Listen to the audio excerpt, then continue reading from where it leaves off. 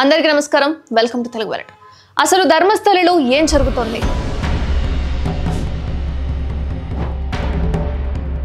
గత 20 ఏళ్లలో అక్కడ అనేక మంది మహిళలు, యువతులు హత్యకు గురయ్యారని ఓ బాంబు పేల్చేశాడు.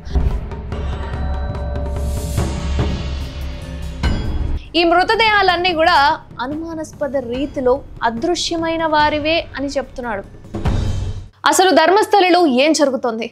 మరణాల వేట 1-2 కళేబరాలను దాటి ఇంకా ఎక్కువ కనిపిస్తే పరిస్థితి ఏంటి? ధర్మస్థలిలో నెలకొన్న ఈ ప్రశ్నలన్నింటికి సమాధానం ఏంటి? ధర్మస్థలి అనేది హిందువుల పుణ్యక్షేత్రం. అయితే ఈ నగరం కర్ణాటక రాష్ట్రంలో దక్షిణ కన్నడ జిల్లాలో బెల్తంగడి అనే తాలూకాలో నేత్రావతి నది తీరంలో ఉన్న సంగతి మనందరికీ తెలిసిందే. అయితే రీసెంట్గా ధర్మస్థలి అనే ప్రాంతం గురించి, ఆ ప్రాంతంలో జరిగిన మరణాల గురించి, పూడికల గురించి పెద్ద ఎత్తున హల్చల్ అవుతుంది. అయితే ఈ ఆలయానికి దాదాపుగా 10,000 మంది ఈ ఆలయానికి వస్తూ ఉంటారు. అలాగే భక్తులందరికీ ఇక్కడ వంటలు కూడా తయారు చేసి పెడతారట. అయితే ఇంత గొప్ప మహాలయం, శైవ క్షేత్రమైన ధర్మస్థలి ఇప్పుడు ప్రపంచవ్యాప్తంగా కూడా చర్చనీయాంశంగా మారిపోయింది. కారణం ఏంటో మీకు తెలుసు, నాకు తెలుసు. ఇక ఇక్కడ పనిచేసి వెళ్ళిపోయిన ఓ పారిశుద్ధ్య కార్మికుడు చేసిన సంచలన ఆరోపణలే ఈ అంతటికీ కూడా కారణంగా మారిపోయాయి. గత 20 ఏళ్లలో అక్కడ అనేక మంది మహిళలు, యువతులు హత్యకు గురయ్యారని ఓ బాంబు పేల్చేశాడు. అసలు ఈ మహిళలు ఎంతమంది ఉన్నారు, ఆ ఇన్వాల్వ్ అయిన మహిళలు ఎవరెవరు అనే ప్రశ్నలు కూడా వస్తున్నాయి. ఇంకా అతడు ఏం చెప్పిండు అంటే, ఈ మృతదేహాలన్నీ కూడా అనుమానాస్పద రీతిలో అదృశ్యమైన వారివే అని చెప్తున్నాడు. అంటే ఈ మృతదేహాలన్నీ కూడా తెలిసిన వాళ్ళవికైతే కాదు, ఇవన్నీ కూడా ఎవరైతే అదృశ్యం అయిపోయారో, ఎవరైతే అక్కడికి వెళ్ళి కనిపించకుండా ఉన్నారో వాళ్ళందరి మృతదేహాలు అంటున్నాడు. అయితే ఇవన్నీ కూడా సాధారణంగా చనిపోయిన మరణాలు కదట. వీళ్ళందరూ కూడా లైంగిక దాడులకు గురై చనిపోయినట్లుగా అనుమానాలు ఉన్నాయంటున్నాడు. అయితే ఆ వ్యక్తి చేసిన ఆరోపణలు ఇప్పుడు దేశవ్యాప్తంగా సంచలనంగా మారిపోయాయి. ఇక ఈయన చేసిన పని ఏంటి అంటే, ఎవరో చేసిన దానికి ఈయన వెళ్ళి పూడ్చిపెట్టడం అనమాట. ఈ పారిశుద్ధ కార్మికుడు గతంలో అక్కడ పనిచేశాడు. హత్యలు, ఖననాల గురించి అతడు జూలై 3న దక్షిణ కన్నడ పోలీసులకు ఫిర్యాదు చేశాడు. ఈ విధంగా చేశానయ్యా నేను అని. అనేక మృతదేహాలను తానే ఖననం చేశానని పోలీసులతో చెప్పుకొచ్చాడు. ఇక తనకి కూడా ప్రాణహాని ఉందని, రక్షణ కావాలని పోలీసులను ఆశ్రయించాడు.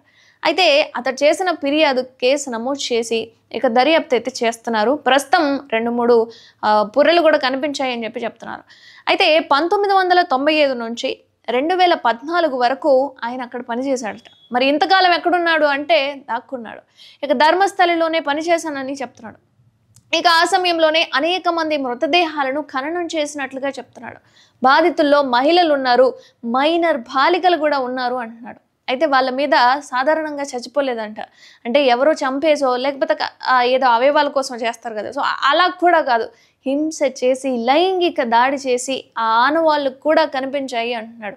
అంటే ఈయన కేవలం ఆ వ్యక్తులను తీసుకొస్తే బంధు పెట్టే పని మాత్రమే కాబట్టి, సో వాళ్ళకి ఏం జరిగింది ఏంటి అనేది తెలియదు. జస్ట్ ఈయనకున్న అనుమానాలు ఏంటి అంటే లైంగికంగా వాళ్ళని ఇబ్బంది పెట్టారు, ఆ ఘాట్లనే నేను చూశాను అంటున్నాడు. ఇక ఆ మృతదేహాలు తర్వాత కుళ్ళిపోయేలా కొందరిని నేత్రావతి నది ఒడ్డున కూడా ఖననం చేశానని అంటున్నాడు. మరి ఇంకొంతమందిని ఎక్కడ చేశాడు ఏంటి అనేది అయితే తర్వాత ఇంకా రీసెర్చ్ అయితే చేస్తున్నారు కాబట్టి తెలియాల్సి ఉంది. ఇక 2010లో స్కూల్ డ్రెస్లో ఉన్న ఓ బాలిక మృతదేహాన్ని మరో చోట పాతిపెట్టినట్టు చెప్తున్నాడు. ఇలా అనేక మృతదేహాలను ఆయన ఖననం చేశాడు, దహనం కూడా చేసినట్లుగా చెప్తున్నాడు. ఇక దహనం చేసిన వాళ్ళ పరిస్థితి ఏంటి అనేది అది కూడా తెలియదు. మరి ఇన్నాళ్ళు అసలు ఇతను ఎక్కడున్నాడు, ఈ 10 ఏళ్ళు ఎక్కడున్నాడు, ఎందుకు ఇప్పుడు వచ్చి మాట్లాడుతున్నాడు అంటే, ధర్మస్థలం నుంచి ఎందుకు వెళ్ళిపోయాడు అనే అనుమానాలు అయితే చాలా వస్తున్నాయి. ఇవన్నీ ఎందుకు చేయాలి అనుకున్నాడా, లేదా ఎవరైనా చంపేస్తానని బెదిరించాడో ఏమో కానీ ఈ 10 ఏళ్ళు పోయిండు, ఇప్పుడు ఎందుకు వచ్చాడు అనే ప్రశ్నలు కూడా వస్తున్నాయి. తన కుటుంబానికి చెందిన ఒక మైనర్ బాలికను ఉన్నతాధికారులు లైంగికంగా వేధించారని, దాంతో అతను 2014లో ధర్మస్థలం నుంచి పారిపోయానని చెప్తున్నాడు. ఇన్నేళ్ళు అజ్ఞాతవాసంలో ఉన్నానే. అయితే ఆ అపరాధ భావం అనేది అతన్ని వెంటాడుతూనే ఉందట. పాతిపెట్టి దహనం చేశాను అని చెప్పి ఆ ఆలోచనలుండి ఆయన ఇప్పుడు బయటకు వచ్చాడు. దీంతో బాధితులకు న్యాయం చేయాలి అనే సంకల్పంతో ప్రాణాలని పణంగా పెట్టి ఆయన చేసిన అన్యాయాలన్నింటినీ కూడా ఒక లెటర్లో రాసి పోలీస్ కేసులు అయితే చేసేసాడు. ఇక జూలై 11న బెల్తంగడి న్యాయస్థానం ముందు అతడు హాజరై వాంగ్మూలం ఇచ్చాడు. ఇంకా దీనికి అంటే చెప్పంగానే ఎవరు నమ్మరు కదా, దీనికి రుజువుగా కూడా గతంలో పాతిపెట్టిన ఓ మృతదేహాన్ని తవ్వి వాటి యొక్క అస్థిపంజరాలు సహా సంబంధిత ఫోటోలను ఆధారంగా చూపించాడు. ఇక కొందరి పేర్లను అందులో రాశాడు, ఎవరెవరు ఇందులో ఇన్వాల్వ్ అయి ఉన్నారు, ఎవరెవరు దీనికి కారణం అని చెప్పి కూడా చెప్పాడు. అయితే ఈ హత్యలకు కారణం వాళ్ళేనని ఆ లెటర్లో ఆయన రాశాడు. సో సాధారణంగా చెప్తే నమ్మరు అన్న ఉద్దేశంతో ఎముకల్ని తీసుకొచ్చి చూపించేసరికి అందరూ అవాక్ అయిపోయారు. నిజంగానే ఇది జరుగుంటుంది అని చెప్పి ఒకళ్ళ తర్వాత ఒకళ్ళు ఈ ప్రాసెస్ అంతా ఇప్పుడు ఈడదాకా వచ్చి ఇప్పుడు వాళ్ళందరూ సెర్చ్ మొదలు పెట్టేశారు. 2003లో ఫ్రెండ్స్తో కలిసి ధర్మస్థలకు వెళ్ళిన MBBS విద్యార్థిని అనన్య భట్ కూడా కనిపించకుండా పోయింది. అయితే ఈ కనిపించకుండా పోయిన కేసులు ఏవైతే ఉన్నాయో ఇన్నేళ్ళు ఇవన్నీ కూడా ఇప్పుడు ధర్మస్థలి అనే పాయింట్లో ఉన్నాయి. మేబీ ఇక్కడే మా పిల్లలందరూ కూడా కారణం అయిపోయి ఉంటారేమో అన్న ఆలోచనలో ప్రతి ఒక్క కేసు కూడా బయటకు వస్తుంది. కొంతమంది ఏదైనా అయి ఉంటుందేమో, పరువు పోతుందేమో అన్న ఆలోచనతో చెప్పకుండా ఉన్న వాళ్ళు ఎవరైతే ఉన్నారో వాళ్ళందరూ ఇప్పుడు బయటకు వస్తున్నారు. ఇక ఆ అమ్మాయి మిస్సింగ్ కేసును దర్యాప్తు చేయాలని కోరుతూ ఆ విద్యార్థిని తల్లి సుజాత భట్ దక్షిణ కన్నడ పోలీసులకు ఫిర్యాదు చేసింది. అయితే అప్పట్లో ఫిర్యాదు చేసిందట, కానీ పోలీసులు పట్టించుకోలేదట, బెదిరించి పంపేశారని చెప్పి ఆమె మాట్లాడుతుంది. ఇక 2012లో సౌజన్య అనే విద్యార్థి కూడా అత్యాచారం హత్య కేసు స్థానికంగా సంచలనం రేపుతుంది. మరి ఆ అమ్మాయిని చంపేసింది ధర్మస్థలి వ్యవస్థాపకులేనా, ధర్మస్థలికి సంబంధించి ఈ వ్యవహారంలో ఇన్వాల్వ్ అయి ఉన్న వాళ్ళేనా అని చాలా అనుమానాలు వస్తున్నాయి. అయితే ఈ ధర్మస్థలిలో మహిళలు యువతుల హత్యలు, సామూహిక ఖననాలు, కర్ణాటకను కుదిపేసిన మాజీ పారిశుద్ధ్య కార్మికుడు సంచలన ఆరోపణలు ఇప్పుడు ప్రపంచవ్యాప్తంగా వినిపిస్తున్నాయి. ఏ రోజు ఎన్నెన్ని పుర్రలు బయటకు వస్తాయి అని చెప్పి ప్రతి ఒక్కరు వెతుకుతున్నారు వీడియోల్లో.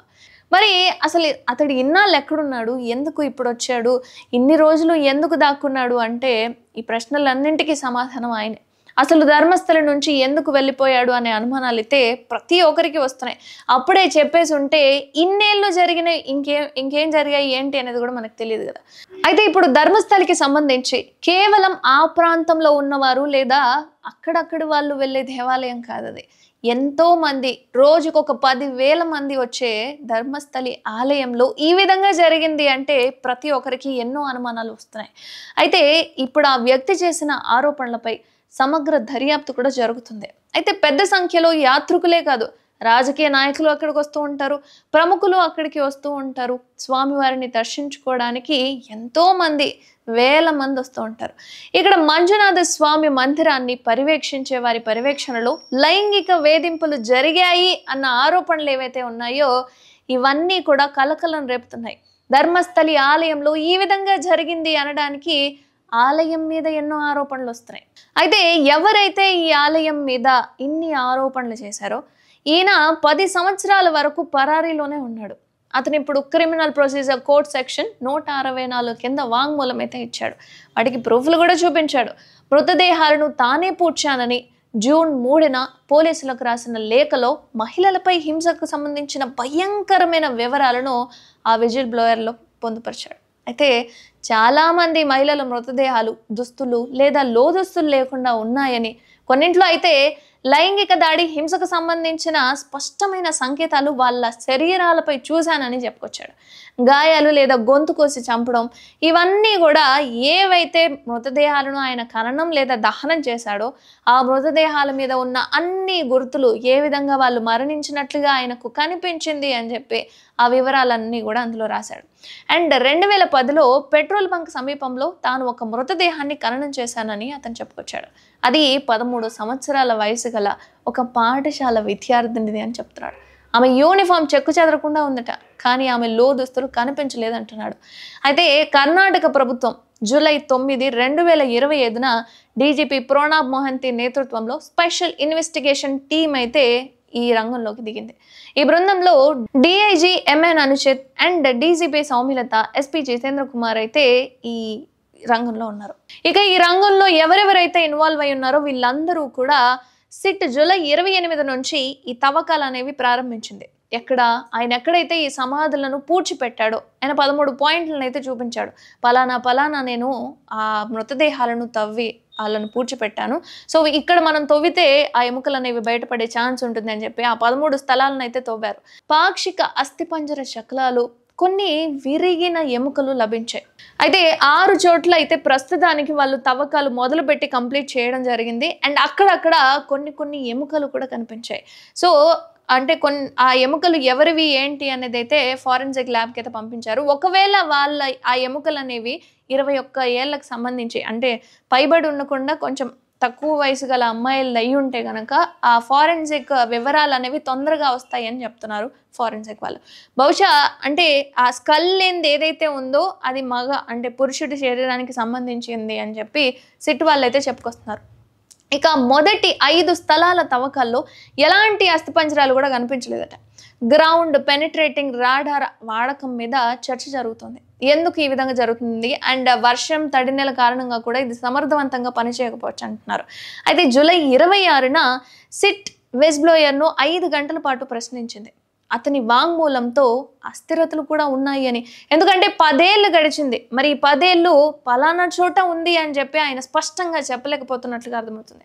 స్పష్టమైన టైం లైన్ కోసం మరింత విచారణ అవసరం అని చెప్పి అధికారులు కూడా అంటున్నారు. ఇక ఇందులో ఇన్వాల్వ్ అయి ఉన్న వాళ్ళు ఎవరైతే ఉన్నారో అండ్ ఎవరైతే చనిపోబడ్డారో సో వీళ్ళల్లో సౌజన్య, అనన్య భట్ ఇక ఎవరైతే మిస్సింగ్ అయిపోయి ఉన్నారో వాళ్ళందరి కేసులు ఇప్పుడు బయటపడుతున్నాయి. సో వీళ్ళే ఆ చనిపోయిన వ్యక్తులు అని చెప్పి కొంతమంది ఇలా అంటే అనుమానాలు వ్యక్తం చేస్తున్న పరిస్థితి. ఇక మిస్సింగ్ కేసులపై దర్యాప్తు చేయాలని యాక్టివిస్టులు, స్థానికులు కూడా డిమాండ్ చేస్తున్నారు. ఇంతమంది చనిపోయారని చెప్తుంటే ఇంకా ఈ విశ్లేషణ అనేది ఎందుకు స్లోగా జరుగుతుంది అని చెప్పి చాలామంది విమర్శిస్తున్నారు కూడా. కర్ణాటక స్టేట్ విమెన్స్ కమిషన్ సైతం 20 ఏళ్లలో అసహజ మరణాలు, అదృశ్యాలపై లోతైన విచారణ అనేది జరపాలంటున్నారు.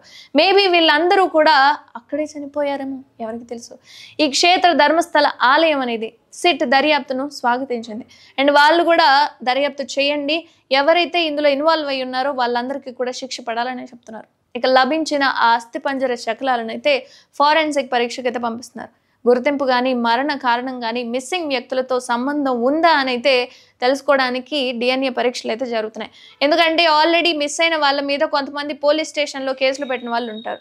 వాళ్ళతో ఏమైనా మ్యాచ్ అవుతుందా అని, లేదా ఇప్పటి వరకు ఎవరైతే సైలెంట్గా ఉన్నారో మిస్ అయిపోయినా పర్వాలేదు లేదా మనకెందుకు అని అనుకున్న వాళ్ళు ఎవరైనా ఉన్నారో వాళ్ళు ఇప్పుడు బయటకు వస్తున్నారు. సో మా అమ్మాయి ఏమో ధర్మస్థలికి సంబంధించిన ఈ వ్యవహారంలో ఉందేమో, ఇన్వాల్వ్ అయి ఉందేమో అని చెప్పి కొంతమంది ఇప్పుడు బయటకు వస్తున్న వాళ్ళు కూడా ఉన్నారు. ఇక ఆ 13 స్థలాలు పూర్తిగా తవ్వితే తప్ప ఇంకా ఎన్ని అస్థిపంజరాలు ఇన్వాల్వ్ అయి ఉన్నాయి, ఎన్ని అస్థిపంజరాలు బయటపడతాయి అనేది అయితే తెలియదు. సిట్ మిగిలిన స్థలాల తవ్వకాలను అయితే ఇప్పటికీ కూడా కొనసాగిస్తూనే ఉంది స్టిల్. ఇక విజ్బ్లోయర్ సూచించిన మరో కీలక స్థలం అనేది ఇక మునుముందు తవ్వే పరిస్థితులు ఏర్పడుతున్నాయి. వీటిలో గనక అస్థిపంజరాలు ఇంకా ఎక్కువ కనిపిస్తే అసలు పరిస్థితి ఏంటంటారు? ధర్మస్థలిలో అసలు ఏం జరుగుతుంది, ఇందులో ఇన్వాల్వ్ అయ్యి ఉంది ఎవరని అనుకుంటున్నారు, ఏంటి అనేది మీరైతే కామెంట్ చేయండి.